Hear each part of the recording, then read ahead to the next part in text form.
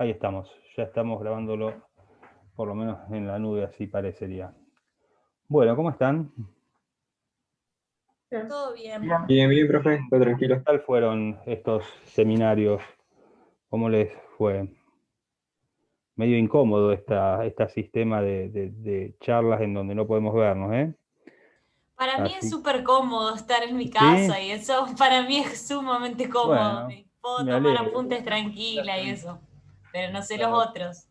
pero es la posibilidad que hoy tenemos, así que tenemos que aprovecharla también, ¿eh? Bueno,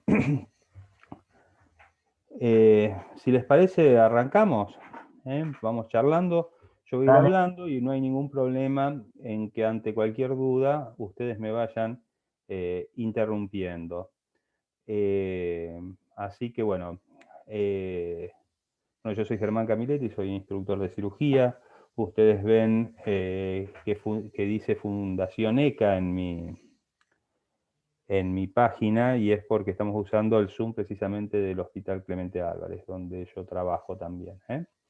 Así que bueno, lo que vamos a charlar ahora es un poquito el acceso o cómo podemos hacer un acceso vascular a un paciente, cuáles son las formas de acceder al torrente venoso y al torrente arterial, en todo caso, para hacer algunas otras cosas. Y qué otra forma de hidratación parenteral podemos usar, si bien hay otras formas, pero que es la transósea, que es más usado en chicos, ¿no?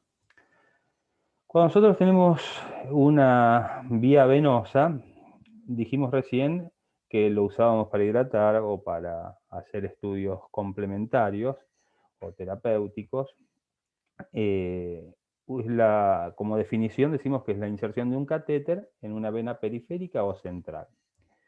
Y ahora vamos a ir viendo que en base, ¿no es cierto?, a lo que nosotros vayamos a tener que hacer es lo que vamos a elegir como lugar de colocación de esta vía venosa. Una de las pautas que vamos a tomar, que puede ser tal vez una de las más importantes, es si este acceso vascular lo vamos a usar en una corta duración, en una duración intermedia o bien para una larga duración. Por supuesto, esto es cuando uno puede prever cuánto lo va a utilizar. Hay veces que en la emergencia, o bien cuando no podemos prever, todavía no sabemos cuánto lo vamos a usar, y siempre en esos casos elegiremos la de corta duración, o a menos que tengamos que usar para algún otro diagnóstico una vía de hidratación de una duración intermedia, ¿no? Como decimos, las de corta duración son las que más se usan, porque se colocan fácil, son las que estamos acostumbrados a ver cuando nosotros vemos que se le pone una vía de suero a alguien, ¿no? Y los dispositivos que se usan para introducir dentro de la vena son el Avocat o el Butterfly. Por lejos el más utilizado es el Avocat, que es el que está arriba en la imagen, y tiene varios elementos. El catéter, o sea, viene todo armado como un solo grupo, ¿no? Tiene una cápsula que lo tapa y la tapa esa de color verde que se sacan. Y lo de adentro es el catéter, la aguja y el filtro que va introducido atrás de la aguja. El catéter es lo que va a quedar en la vena, que es de teflón, y de esa manera vamos a hacer que, vamos a ver que es menos agresivo sobre la pared de la vena que el butterfly, que son las maripositas que están abajo, que ustedes se dan cuenta que si alcanzan a verlo, que es un instrumento de metal en donde queda el metal. O sea, el Avocat es por lejos el más utilizado, porque si bien los dos son fáciles de colocar, incluso el butterfly puede ser un poquito más fácil de colocar, tienen la característica de ser más lesivos sobre la vena, porque queda el elemento metálico rígido que los movimientos del brazo puede hacer dañar la vena. ¿Me están escuchando bien? Sí, profe. Sí, Sí, perfecto, profe. bueno. Pero Bárbaro. le hago una pregunta. ¿El Avocat Sí. de qué material dijo que era? El catéter es de teflón. Ah, Okay. o un plástico similar a un teflón. Es PTFE, que es un plástico que es relativamente inerte. La aguja que dice lubrificada en realidad es una aguja que va adentro del catéter y es lo que le da rigidez y que es la parte filosa que punza. Y el filtro que está detrás es el que permite que salga la sangre como para yo identificar que está lleno, que estamos adentro del torrente venoso, ¿no? Estos catéteres de corta duración, como decimos, el más usado es el Avocat por lejos. Ustedes ven que el catéter tiene una partecita blanca, que es lo que va dentro de la vena, y la parte distal es de un color, en este caso verde.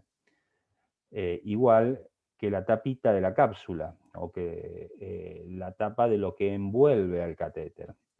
Y esto ahora vamos a ir viendo que varía de paciente a paciente, de Avocat a Avocat, para que solamente viendo esa parte yo ya sepa de qué color es el catéter y con el color saber el diámetro que tiene, que es muy importante para saber cuánto voy a poder o no hidratar a ese paciente.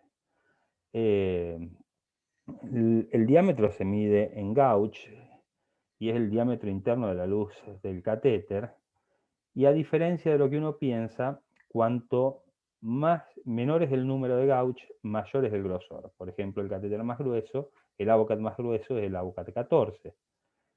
Y va saltando por números pares, 14, 16, 18, que es este de color verde, 20, 22, 24. Mientras que los butterfly, que son esas maripositas, son de números impares. La misma numeración, pero números impares, ¿no? Lo que se mide en pulgadas o en centímetros es la longitud del catéter. Por ejemplo, en una aguja 58 o 48 es lo que nos da el tamaño del largo de la aguja.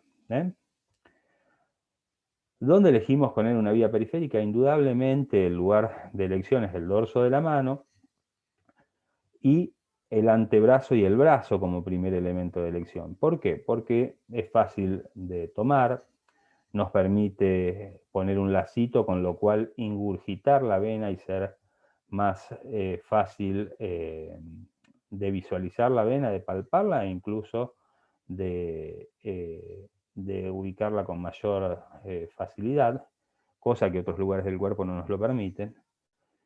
Y es con pocas complicaciones con respecto a otras zonas de colocación. Con respecto a los objetivos de una vía periférica, es obtener un rápido acceso vascular para hidratación, ¿no? Tras corregir los trastornos electrolíticos, administrar medicación o soluciones que necesitemos por vía parenteral y que puedan ser instiladas en venas de la circulación periférica, porque vamos a ver después que hay algunos tipos de medicación que solamente la vamos a poder infundir en venas centrales, lo cual hace que tengamos que tener otro tipo de acceso. Por ejemplo, la alimentación parenteral, que es irritante, o algunas drogas como quimioterápicos o algún otro tipo de drogas que por sus características son muy irritantes, si lo hacemos en una vena de estas, que son las venas periféricas, podemos generar una flebitis, podemos rápidamente inutilizar este acceso venoso.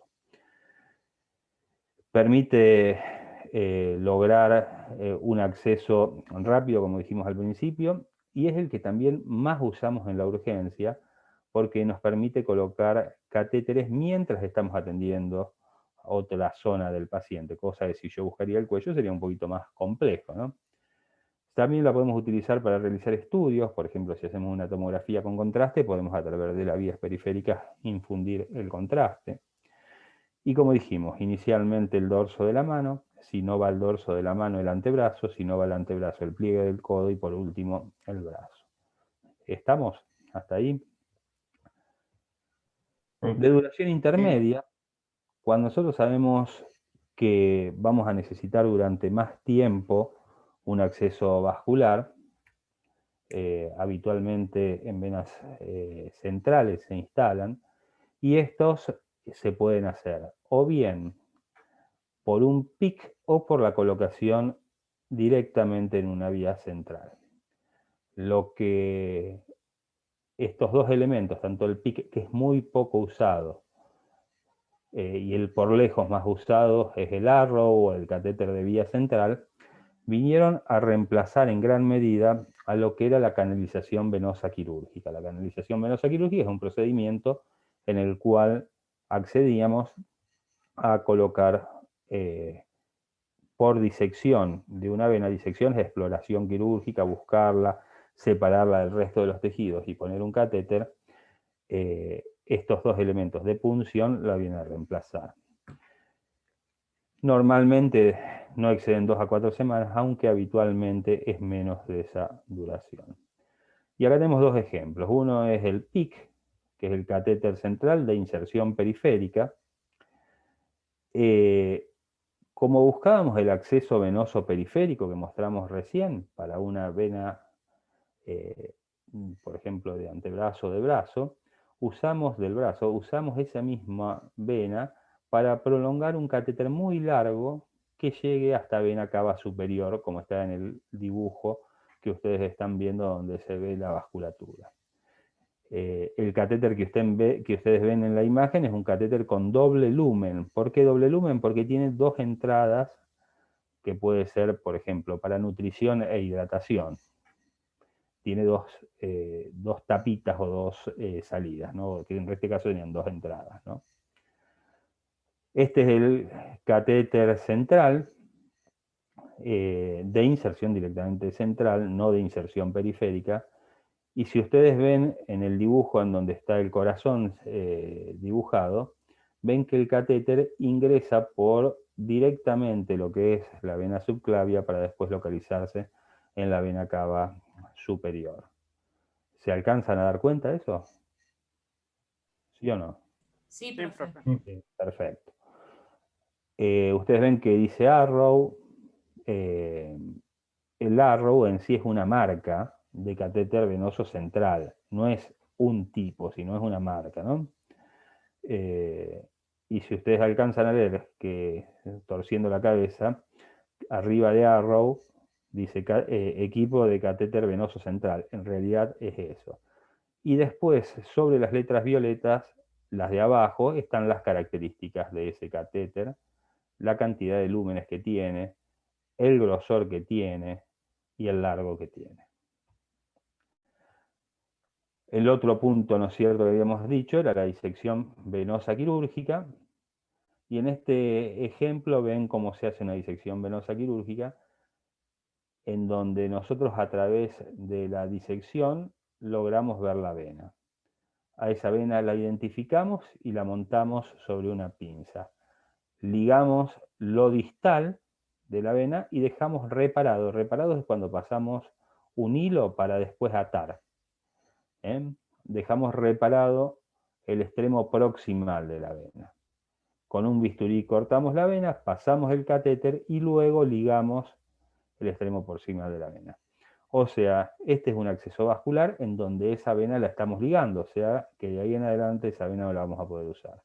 En la figura, en las dos fotos, en la figura de arriba, vemos la localización de una vena cefálica, puede ser una basílica, y a veces se usa, por ejemplo, para colocar un marcapaso, para colocar un port de una hidratación prolongada. Pero prácticamente la canalización quirúrgica, excepto en algunas situaciones de urgencia, en donde incluso podemos canalizar en el pie para lograr un acceso vascular rápido, es algo que está en desuso por la practicidad que resulta los catéteres por punción. El otro ejemplo en donde se sigue utilizando la canalización venosa quirúrgica es en la canalización de las venas umbilicales en el neonato. Y por último, los de estancias prolongadas, que pueden ser catéteres semi-implantables, tunelizados o totalmente implantables. Los catéteres semi-implantables son catéteres que tienen una instancia un poco menor que el POR y que tienen la característica de que se tunelizan y en ese tunelizado llevan como si fuera un filtro, muy parecido a lo que es un filtro, por ejemplo, de un cigarrillo. Y ese filtro lo que hace es una reacción inflamatoria con fibrosis y de esa manera impide o disminuye la posibilidad de que haya una progresión de un proceso infeccioso dérmico hacia el catéter. No es muy utilizado, son muy poco utilizados y normalmente tienen una vida útil de 4 a 5 meses. Ahora, cuando nosotros buscamos una estancia prolongada, el que sí habitualmente utilizamos es el catéter venoso central implantable, conocido como PORTS habitualmente, en donde se coloca un catéter y se deja una campanita en el tejido celular subcutáneo, parecido a cuando uno ve a un paciente con un marcapaso. Pero esta campanita nos permite realizar un montón de punciones y que el paciente no esté sufriendo o sintiendo esos dolores que significa la colocación de un catéter cada vez, ¿no?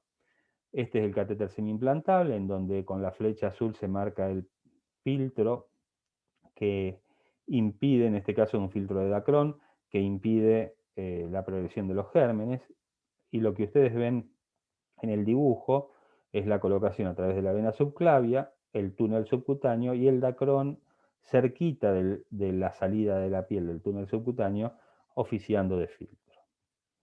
En este caso, el PORT, que es lo que habitualmente se usa cuando uno tiene que hacer un tratamiento oncológico de larga duración, en donde se coloca el catéter también en el dibujo que ustedes ven la colocación a nivel de la vena subclavia, llegando hasta la vena cava superior, y el catéter a nivel, el port a nivel del subcutáneo.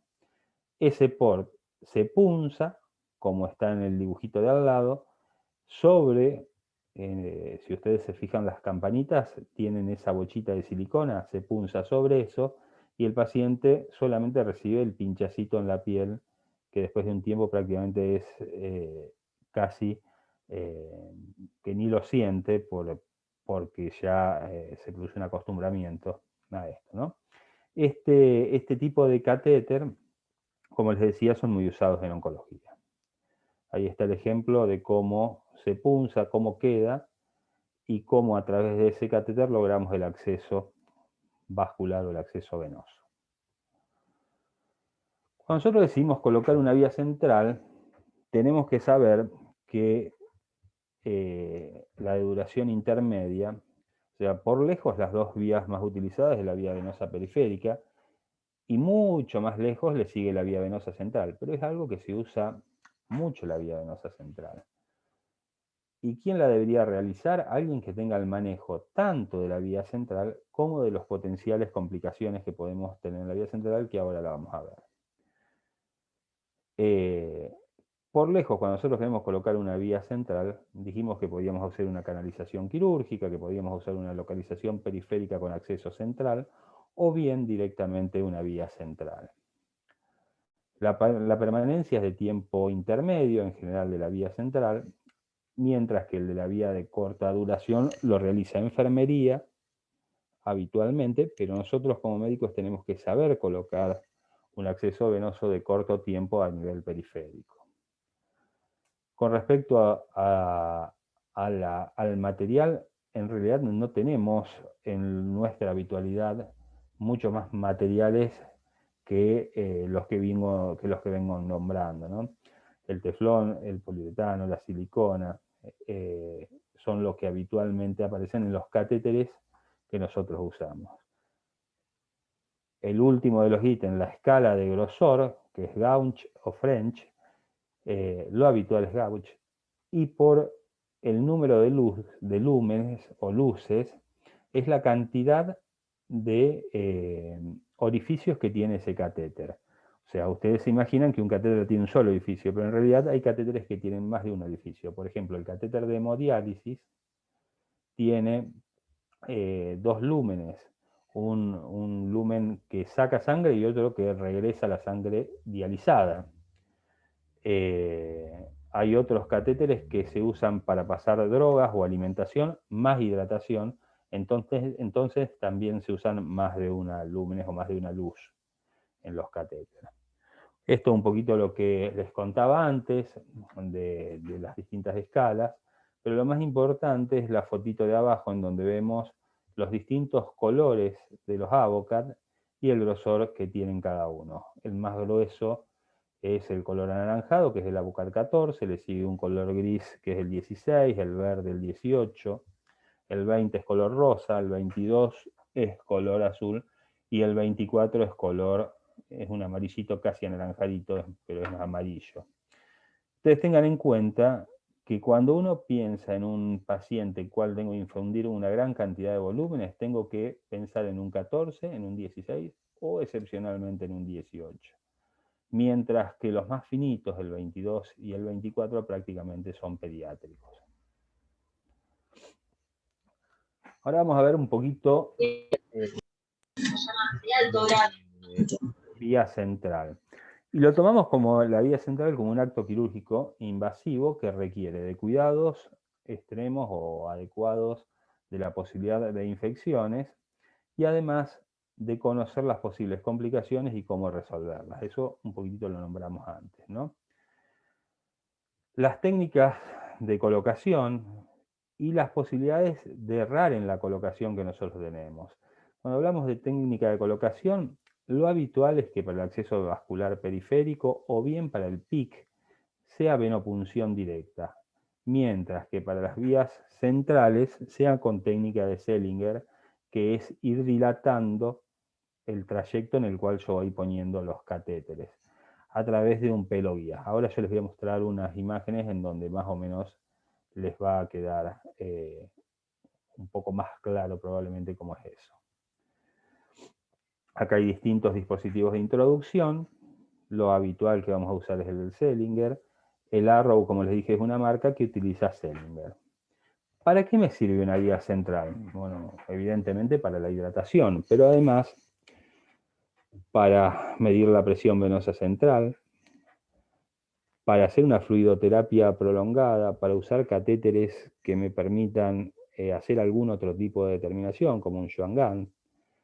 Para la alimentación, ¿por qué? Porque una vía central va en una vena gruesa, en donde el volumen de esa vena o de ese torrente venoso es tan importante que la alimentación no les va a generar o no le va a generar irritación, soluciones hiperosmóticas, quimioterápicos. Eso es en relación al tamaño de la vena, en donde la dilución nos permite pasar agentes más tóxicos o más irritantes. Cuando no tenemos vías periféricas, por ejemplo, bueno, acá tenemos quemados graves, pacientes muy hipotensos, obesos extremos, shock hipovolémico, pero también en pacientes que se han usado tanto las venas periféricas por distintas situaciones que ya no tenemos posibilidad de conseguir. Reposición de grandes volúmenes en corto tiempo, esto es relativo, ¿no? ¿Por qué relativo? Porque si bien el acceso vascular central me permite hacer eso, reponer grandes volúmenes, indudablemente un Avocat 14 en una vena periférica, en una vena que tenga un volumen importante, también me va a permitir hacer grandes reposiciones de volúmenes. Es más, en el trauma es la que yo elegiría como primera opción. Paciente que requieran cuidados de su vena periférica, por ejemplo, cuando nosotros sabemos que este paciente es un insuficiente renal, que va a requerir diálisis, si yo le hago una cateterización quirúrgica o una canalización quirúrgica, o bien le coloco una vía periférica y esa vena se sufre una flebitis, una trombosis, probablemente no me sirva después para hacer fístulas para diálisis. También podemos usar la vía central para la colocación de puertos para quimioterapia, como vimos antes en el PORT, o bien cuando nosotros sepamos que vamos a ir a una cirugía o a un procedimiento o a una internación que va a requerir grandes volúmenes de líquido y además la disponibilidad permanente de ese acceso. Es mucho más fácil perder un acceso periférico que uno central. ¿Qué es lo que tenemos que saber? La anatomía, bien, las distintas técnicas, los distintos materiales que vamos a usar, nosotros no podemos conocer el catéter cuando lo estamos abriendo para colocárselo al paciente. Ya de antemano tenemos que saber con qué contamos y cómo lo podemos realizar. Saber en qué podemos fallar, cuáles son las complicaciones que podemos tener y saber cómo resolverlas. Ustedes ven que yo hago mucho hincapié en saber cómo resolverlas, pero a veces hay que saber más que cómo resolverlas, a quién pedirles que las resuelva, aunque sea.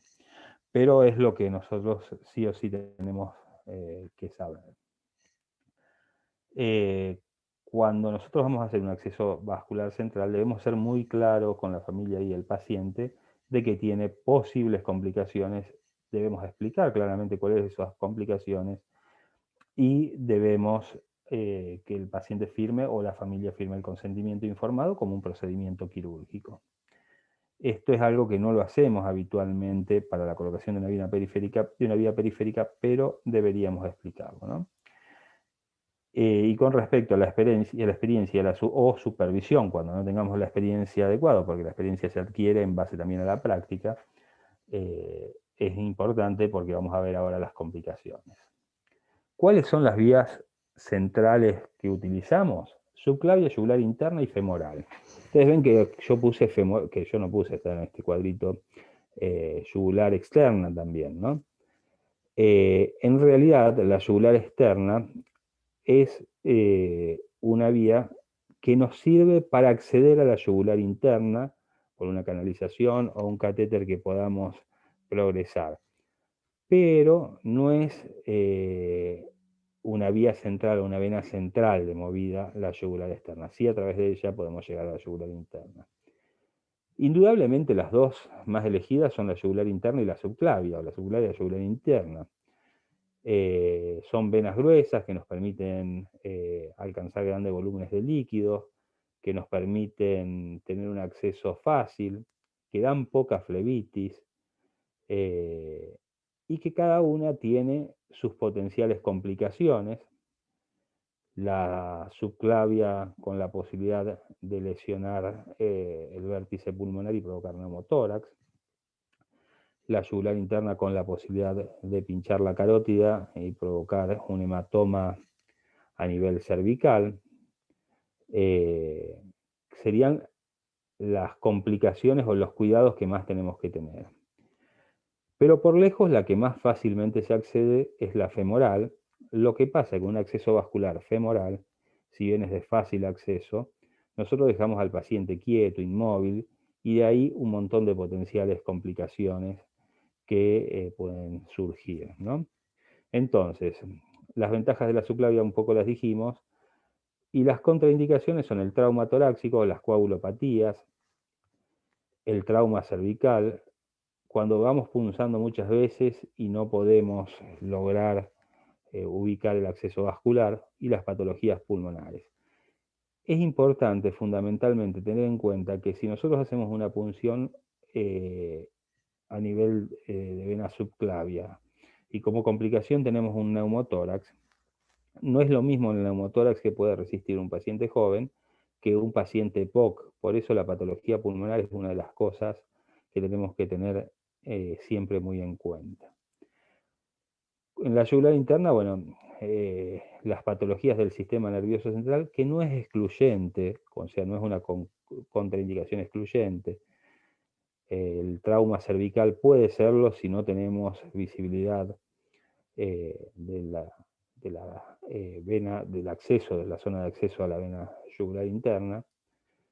Las cirugías del cuello, porque nos van a dificultar el campo quirúrgico, la hipertensión, los trastornos en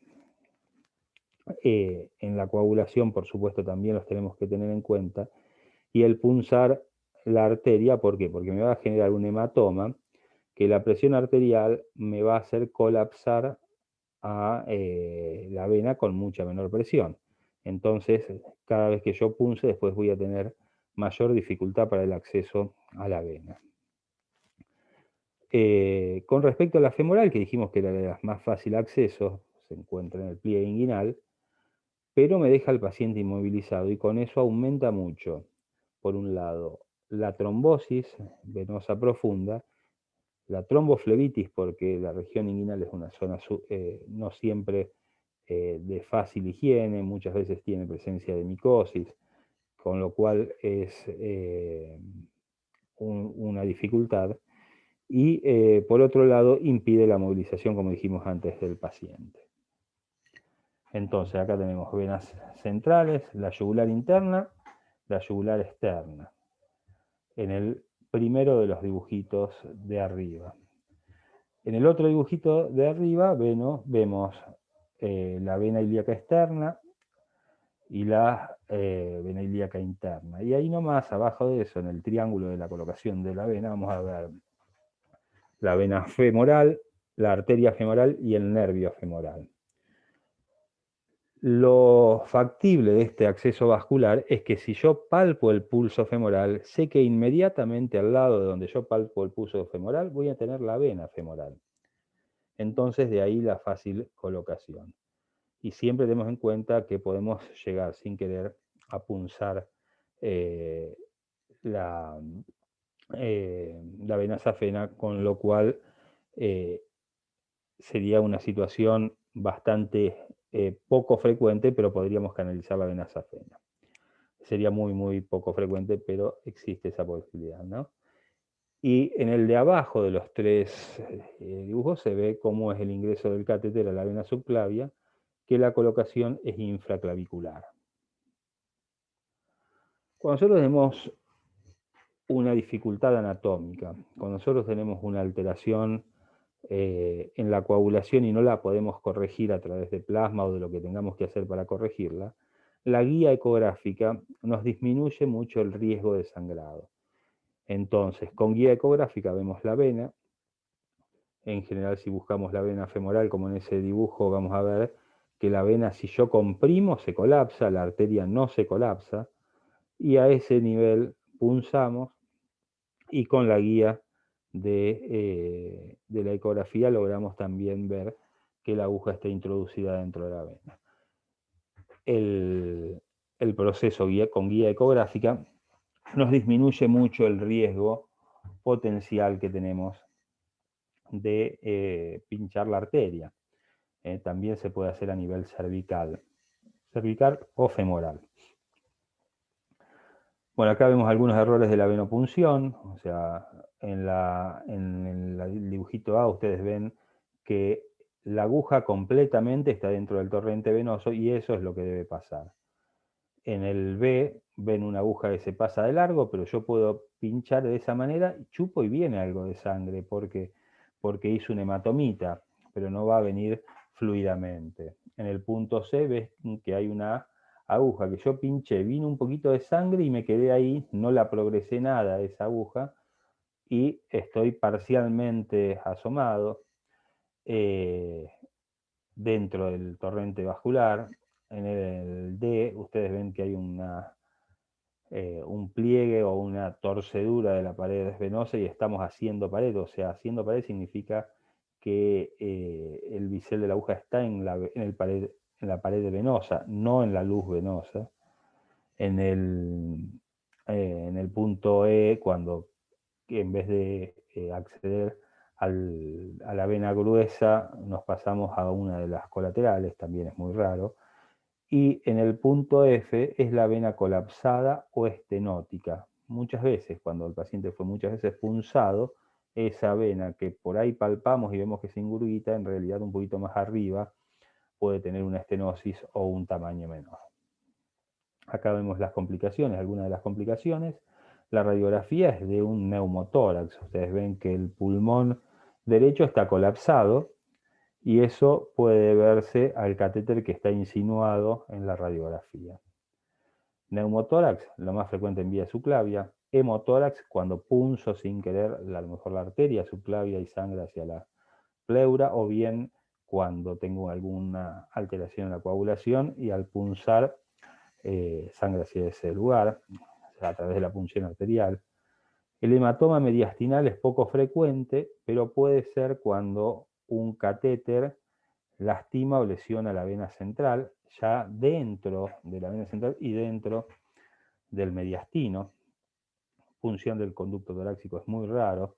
El hidrotórax es cuando yo catetericé, pensando que estaba en la vena, pero, por ejemplo, alguna de las fenestras son los agujeritos que tiene el catéter, me quedó por fuera de la vena, pero dentro del espacio pleural.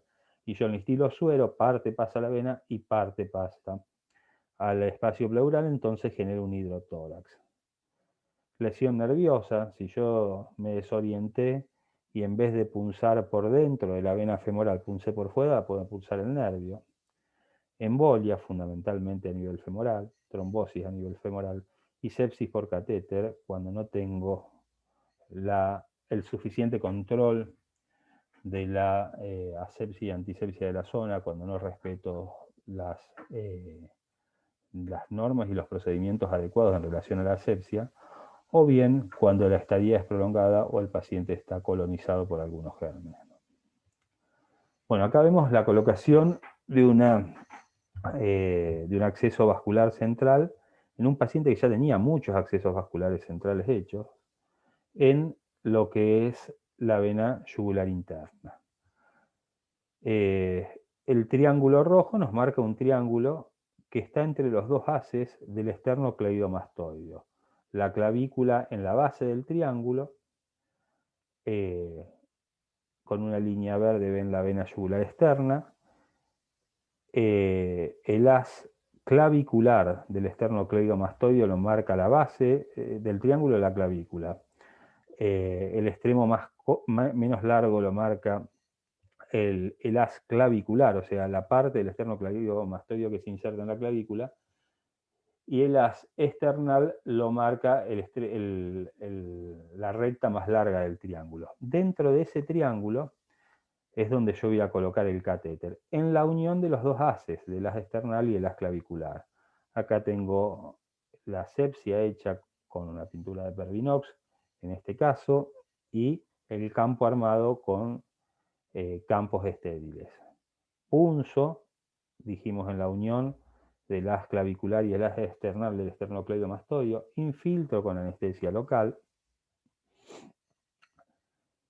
y luego, si el paciente por supuesto está despierto, un paciente está en insuficiencia respiratoria mecánica, no necesito, si está sedado no necesito hacer eso, pero en el paciente despierto, siempre infiltro con anestesia local, y después punzo basándome en los reparos anatómicos, que en el caso de la vena yugular interna, y en el acceso que estamos mostrando, que es el acceso a través de la unión de los dos haces, como dijimos, external y clavicular, esternocleidomastoideo, punzo con una inclinación de aproximadamente 30 a 45 grados y dirigiendo la punta de la aguja hacia la mamilla homolateral del paciente. ¿Se entiende eso? ¿Sí o no? Más o menos. Sí, más o menos. Bueno, una vez que puncé y tuve aspirando, porque no es como cuando tengo el lacito, acá yo tengo que aspirar para darme cuenta dónde está la vena. Cuando tengo la salida de sangre, paso a través de la aguja que la dejo puesta, paso eso que se ve que es un alambre guía. Es un alambre que tiene la punta muy muy blandita, cosa de que no lastime cuando pasa. Una vez que yo reintroducí ese alambre, yo ya tengo el control del torrente vascular si no movilicé la aguja, por supuesto, ¿no es cierto? Saco la aguja y a través de ese catéter, de ese alambre guía, paso un dilatador, en este caso técnica de Selinger. Ese dilatador me va a permitir hacer un túnel para después poner el catéter, que es de una textura mucho más blanda que la del dilatador. Ahí ven como para pasar la piel, que es el tejido más duro, me baso con un bisturí para dilatarlo, ¿no? Y después paso, como ustedes ven ahí, el catéter, y si alcanzan a ver, se ve lo que yo les decía, que tiene la punta del catéter y tiene unos orificios, un orificio chiquitito, que es lo que decía que es la fenestra. Una vez que pasé, que estoy dentro de la vena, todavía no saqué el alambre guía, puse el catéter y lo fijo. Y una vez que tengo eso, yo tengo la certeza de que tengo hecho el acceso vascular. Eso después se fija con puntos y colocamos lo que sigue, que es la vía de suero. O sea, cuando nosotros vamos a hacer todo esto, ya tenemos que tener todo preparado, porque yo no puedo poner un catéter central y después ponerme a los gritos a pedirle a alguien que me traiga el suero, la vía, la cinta adhesiva, la gasa, etcétera, etcétera. Todo lo que nosotros vamos a usar lo tenemos preparado. Y aquí vemos el perfus o la vía de suero, el sachet de suero y después cómo se coloca y ya un acceso vascular terminado. En este caso un acceso vascular periférico y vemos un Avocat que es verde, entonces, ¿qué número es? ¿Se acuerdan? ¿Alguien se acuerda qué número es el verde? 18. Muy bien. Perfecto. Bueno, eso es de acceso venoso, un resumen rapidón, porque en sí hay libros de acceso vascular venoso nada más, ¿no? Otro acceso vascular que nosotros tenemos, pero que lo usamos no para hidratación, sino más que nada para poder tener determinaciones del estado ácido-base de un paciente, o bien para poder hacer el monitoreo de la PAM, presión arterial media, es la punción arterial. ¿Qué punzamos habitualmente? Si bien se puede punzar la femoral, lo que habitualmente punzamos es la arteria radial. Acuérdense, siguiendo la raíz del dedo gordo está la arteria radial, siguiendo la raíz del dedo chiquito en el lado palmar del antebrazo está la vena, la arteria, perdón, cubital. ¿Para qué lo vamos a hacer? Dijimos monitorear la PAM para ver el estado ácido-base y poder valorar lo que son las alteraciones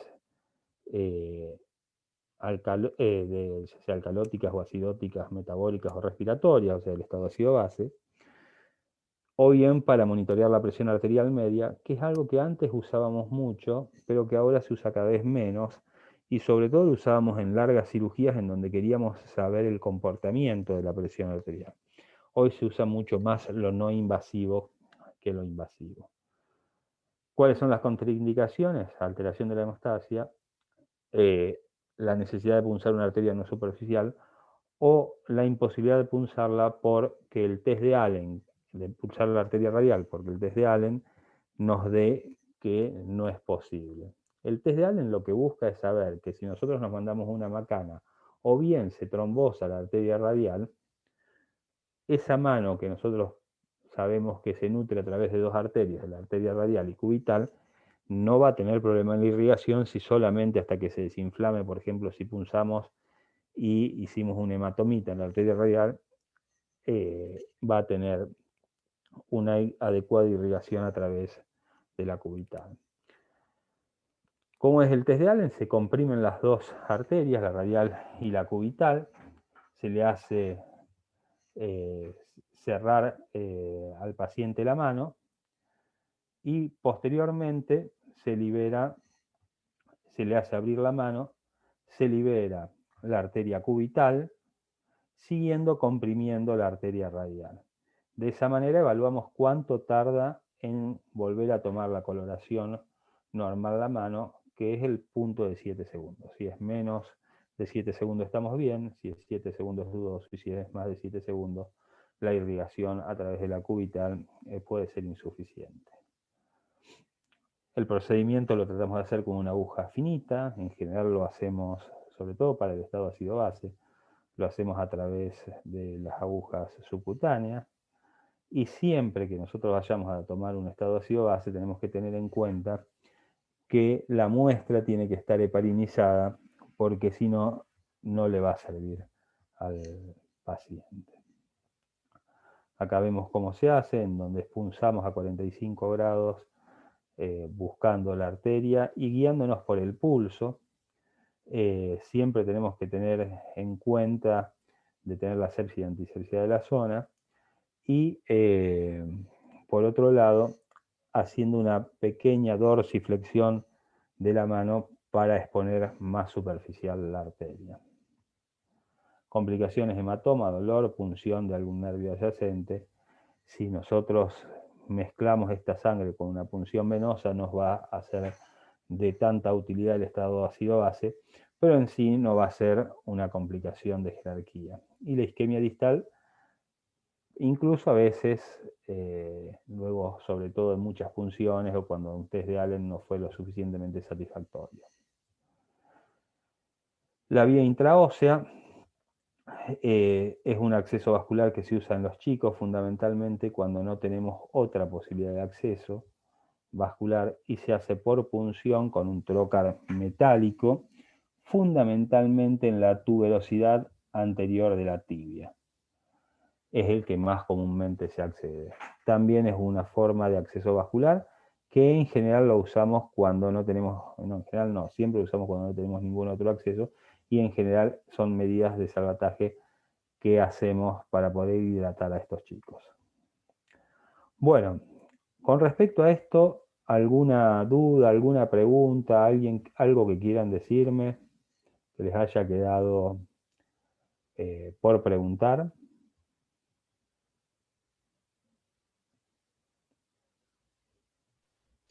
Hola, doctor, ¿se escucha? Sí, sí, te escucho. Sí, mi pregunta es en cuanto a cómo heparinizar la jeringa para las muestras que se hacen a nivel arterial. Yo te escucho mientras voy tratando de buscar lo que sigue, ¿eh? Sí, Mira, lo que nosotros hacemos es, para heparinizar esta muestra, lo que se hace es absorber un volumen muy chiquitito de heparina, dejar que se impregne la jeringa, o sea, bajar el émbolo hasta abajo, cosa de que se moje toda la jeringa y después descartarlo. ¿Se entiende? Sí, sí, perfecto, gracias. Sí. ¿Se ve en la pantalla la hidratación? Sí, profe. Perfecto, bueno. ¿Alguna duda, algo que quieran preguntarme de acceso vascular? ¿No? Bueno, seguimos rápido con hidratación parenteral. La hidratación parenteral es, como dijimos, la forma de hidratar a un paciente. Cuando uno habla de vía enteral es la vía digestiva y parenteral es a través de fuera de la digestiva, ¿no? ¿Y qué es lo que buscamos, no es cierto? Nosotros mantener la homeostasis, o sea, el estado lo más natural posible del paciente. Para eso nosotros tenemos que saber que cuanto más vamos envejeciendo, más nos vamos secando, o sea, menos agua tenemos de este 60% del peso y cuanto más grasa tenemos también menos agua, y cuanto más músculo, más agua. Ahí está. El agua corporal, que es el 60% del peso aproximadamente, lo dividimos entre el intracelular y el extracelular. Y dentro del extracelular tenemos que un 16% es intersticial y un 4% solamente es el intravascular. ¿Cómo nosotros tenemos que el balance de agua? Lo hacemos a través de la entrada, que deberían ser más de 2.000 centímetros cúbicos por día, y el balance con las salidas, que debería ser 2.300, bueno, más o menos similares, ¿no? 2 litros y medio aproximadamente de agua las que tenemos que incorporar, y es la misma cantidad que deberíamos mantener en las salidas para mantener una homeostasis. En esto tenemos que tener en cuenta que hay distintas situaciones que nos pueden hacer alterar. Los ingresos pueden ser a través del agua visible, que es el agua que tomamos, más la que viene contenida en los alimentos, y el agua metabólica, que es la que producimos. En un paciente séptico aumenta ese volumen porque está hiperdinámico. Y los egresos son las pérdidas a través de la diuresis, de las heces, más el resto de las pérdidas que son invisibles. Las pérdidas a través de orina son, como dice en la imagen, hasta 1.300, 1.800 mililitros día. En las heces 100 a 200 mililitros día, pero acá vemos que si nosotros tenemos una diarrea, la homeostasis se altera, o esta estabilidad que teníamos se altera porque hay una mayor pérdida. Lo mismo si estamos taquipneicos, por el agua que perdemos por los pulmones, o si estamos febriles, en donde cada grado de temperatura nos va a hacer perder mayor cantidad de mililitros kilo-hora. ¿Cómo nosotros podemos saber si un paciente está bien hidratado o mal hidratado? A través de signos de laboratorio o signos clínicos. Los signos clínicos son todos los que tengan que ver con la diuresis, en donde podemos encontrar que esté disminuida, con la frecuencia cardíaca que puede estar cuando estamos deshidratados acelerada, con la presión arterial que puede estar disminuida, con la frecuencia respiratoria, y cuando esta deshidratación es más importante, alterando el estado de alerta. Los signos de hipervolemia es la ingurgitación yugular, los rales, que hay un aumento de la cantidad de líquidos, o bien un mal manejo de estos líquidos, edemas y tercer ruido cardíaco. Los signos de hipovolemia, como dijimos antes, sequedad de piel y mucosas, pliegue cutáneo positivo, y la ausencia o debilidad de expulsos distales, que tiene que ver también con la presión arterial disminuida. Entonces lo vemos de esa manera. Y en el laboratorio, ¿qué es lo que vamos a mirar fundamentalmente? La urea, la creatinina, el sodio y el potasio, como básicamente para nosotros tener en cuenta la hidratación que estamos recibiendo. Por supuesto que algunos de estos se van a manifestar tardíamente. ¿Cómo monitoreamos la hidratación que nosotros vamos a realizar? En base a los parámetros hemodinámicos, que nos vamos a mirar con la presión venosa central, que es un método invasivo. Lo mismo que la saturación venosa de oxígeno, el gasto cardíaco, el aporte y el consumo de oxígeno. ¿Y cuáles son las indicaciones de la fluidoterapia? Bueno, uno es cualquier paciente que no esté ingiriendo la suficiente cantidad de líquidos, porque está en una internación donde lo tenemos en ayunas. Pero además tenemos que el shock hipovolémico, por supuesto, o cualquier otro tipo de shock, la depresión de líquido extracelular, vómitos, diarrea, ascitis, tercer espacio, que es el íleo, trastornos renales, reducción de la ingesta. Ponemos coma, pero también puede ser en algo que nosotros, como dijimos antes, le indicamos al paciente que no esté consumiendo líquido. El aumento de la pérdida, fundamentalmente fiebre, taquipnea y depresión salina por diuréticos fundamentalmente.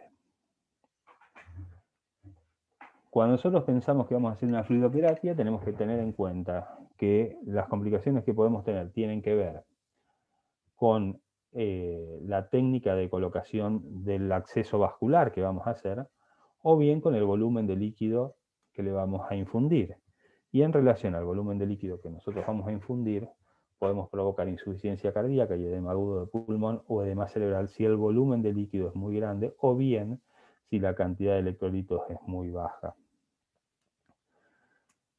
¿Qué soluciones tenemos, ¿no es cierto?, para hidratar a un paciente? Cristaloides, como son la solución fisiológica, que sería isosmótica, pero también hay hiposmótica o hiperosmótica. Esto tiene que ver con la cantidad, cantidad de solutos que tiene en relación a la osmolaridad plasmática. Por ejemplo, una solución hipotónica o hiposmótica rápidamente se va a perder del espacio intravascular, mientras que una hiperosmótica va a traer líquido hacia el espacio intravascular. El tema es que lo habitual, lo más usado, son las soluciones isosmóticas. Eso es con respecto a los cristaloides. Los coloides, los más utilizados son el manitol por lejos y la albúmina. Ellos tienden a tener más persistencia dentro del espacio intravascular o incluso a traer mucha más cantidad de líquido hacia el espacio intravascular, lo cual nos permite que con una menor cantidad de fluidos pasados mantener una mayor cantidad de líquido dentro del espacio intravascular. ¿Qué es lo que yo quiero hacer con un plan de hidratación básico? un plan para un paciente que no tenga ninguna alteración que me lleve a necesidades diferentes, es calcular lo que requiere el paciente en base a lo que va a perder o lo que va a necesitar. Entonces, nosotros tenemos que si un paciente pesa 50 kilos, aproximadamente le vamos a pasar entre 1.700 y 2.000 centímetros cúbicos de la solución que usemos, siempre isosmótica en general, lo cual nos da 35 a 40 centímetros cúbicos kilo día. El requerimiento de sodio son 50 a 100 miliequivalentes por día, 1 o 2 miliequivalentes kilo día, y el de potasio 50 miliequivalentes, 1 miliequivalente kilo día. Dijimos que dentro de los isosmóticos los más usados son la solución de glucosa al 5%, que es el suero glucosado, que viene en sachet de 500 centímetros cúbicos, o que vamos a usar habitualmente sachet de 500 centímetros cúbicos, aunque vienen de otros volúmenes, pero esto es lo que más van a encontrar y lo que más vamos a usar. Aporta 5 gramos de glucosa cada 100 centímetros cúbicos, pero esta glucosa pierde o no tiene prácticamente un poder osmótico tan importante, por lo cual nosotros cuando pasamos glucosa al 5% pensamos que directamente lo que estamos haciendo es el aporte de agua básicamente, y no tanto un aporte ni de calorías, porque el valor calórico es muy bajo, ni de poder osmótico, porque rápidamente se escapa del espacio intravascular. Por eso, cuando nosotros tenemos que hacer la hidratación, por ejemplo, de un politraumatizado que queremos levantarle la presión a este paciente, usamos la solución fisiológica, en donde además, o el Ringer lactato, en donde además de aportarle el agua que le estábamos aportando con la destroza, le vamos a aportar un volumen de cloruro de sodio. Los sachets son de 500 centímetros cúbicos, aporta sodio y cloro, más agua. Y cada 100 centímetros cúbicos posee 0.85 de cloro. De cloruro de sodio, con lo cual aporta 14 miliequivalentes de sodio y 14,5 miliequivalentes de cloro. O sea, cada litro 145 miliequivalentes de cloro y 145 miliequivalentes de sodio, y con lo cual vemos que más o menos estamos en lo que era el requerimiento. Cuando nosotros pensamos en un plan de hidratación y tenemos que indicarle a una enfermera o un enfermero que hidraten a un paciente con tal volumen de líquidos, tenemos que saber que con un macrogotero vamos a poder infundir tantas gotas por minuto, que es como se mide el goteo, y en base a esas tantas gotas por minuto, cuánto vamos a infundir en 24 horas. O sea, un macrogotero a 7 gotas por minuto va a permitir que pase a través de esa vena 500 centímetros cúbicos en 24 horas de líquido, con lo cual es un sachet. Lo habitual, que si nosotros vayamos a pasar a 2.000 o a 3.000 centímetros cúbicos de hidratación, para pasar 4 o 6 sachets, 6 sachets sería 3.000 centímetros cúbicos, que es lo que usaríamos en un paciente de unos 70 kilos más o menos, deberíamos pasarlo a 42 gotas por minuto. Entonces, plan de hidratación básico, ¿qué es lo que nosotros necesitamos pasar? 2 a 3 litros de líquido, 145 miliequivalentes de sodio, 145 miliequivalentes de cloro y 90 miliequivalentes de potasio. ¿Qué es lo que yo hago habitualmente? Sabemos que con solución salina al 0,9, con 2 sachets, ya prácticamente alcancé a los 145 miliequivalentes. Después, con destroza sé que voy a aportar líquido, muy pocas calorías, pero no voy a aportar sodio ni cloro. Entonces, a un plan que yo disponga de solución salina más destroza al 5%, y si le pongo en cada sachet 15 miliequivalentes de cloruro de potasio, más o menos voy a llegar a alcanzar los requerimientos básicos del paciente. ¿Cómo sería? Algo más o menos así. Un plan de hidratación a 42 gotas por minuto, en donde yo aporte 4 sachets de solución de glucosa al 5%, más 2 de solución salina, más en cada sachet 15 miliequivalentes de cloruro de potasio, y de esa manera logro tener la hidratación con la cantidad de solutos requeridos. Este es el plan más básico y más sencillo de usar para poder hidratar con una hidratación básica a un paciente. Podríamos usar todo destroza y poner cloruro de sodio y cloruro de potasio en cada sachet, y de esa manera hacer el aporte de los miliequivalentes necesarios tanto de cloro, sodio y de potasio. Es más sencillo hacerlo con el plan anterior. Bueno, entonces, ¿se necesita siempre medir la PVC para hidratar a un paciente? No, porque nosotros podemos tener los parámetros clínicos, y otro parámetro del que no hablamos y que es muy, muy importante es la diuresis horaria. Si nosotros logramos que el paciente mantenga su diuresis horaria si es que está sondado, si no la diuresis en 24 horas, no es necesario siempre medir la PVC. Ahora, hay situaciones en donde hay un volumen de un tercer espacio muy grande, en donde es muy difícil manejar la hidratación porque el paciente es un cardiópata, en donde cualquier alteración excesiva lo lleva al paciente a una insuficiencia cardíaca, en donde la medición de la PVC sí es de mucha más importancia. Con respecto al segundo punto, si es necesario calcular paciente a paciente cada reposición adecuada, sí. Nosotros tenemos este esquema básico pensando en un paciente con una pérdida habitual, con una pérdida normal y con un requerimiento básico de hidratación, pero hay distintas situaciones que nos lleva a tener que alterar. El sistema de hidratación en general para pacientes sanos del que hablamos, ¿es conveniente un acceso periférico central o periférico? Bueno, vamos a ver, depende de lo que tengamos que hacer. Si nosotros sabemos que necesitamos medir PVC, por supuesto vamos a aprovechar la medición de la PVC con el acceso vascular central. Ahora, si nosotros tenemos que pasar medicación e hidratar solamente al paciente, probablemente con un acceso periférico nos alcance. Y bueno, lo que hablamos antes, para qué sirven los coloides y los cristaloides en sí. Cuando yo quiero un poco volumen de líquido, tener un volumen intravascular más importante, es más fácil lograrlo con el coloide que con el cristaloide, pese a que tiene una persistencia en el espacio intravascular mayor que la glucosa, no va a persistir tanto tiempo ni va a tener una función osmóticamente activa como los coloides. Bueno, hasta acá llegamos. La última parte fue un poquito acelerada porque los tiempos también del Zoom estaban por terminar. Bueno, ¿alguna duda, alguna pregunta, algo que quieren decirme?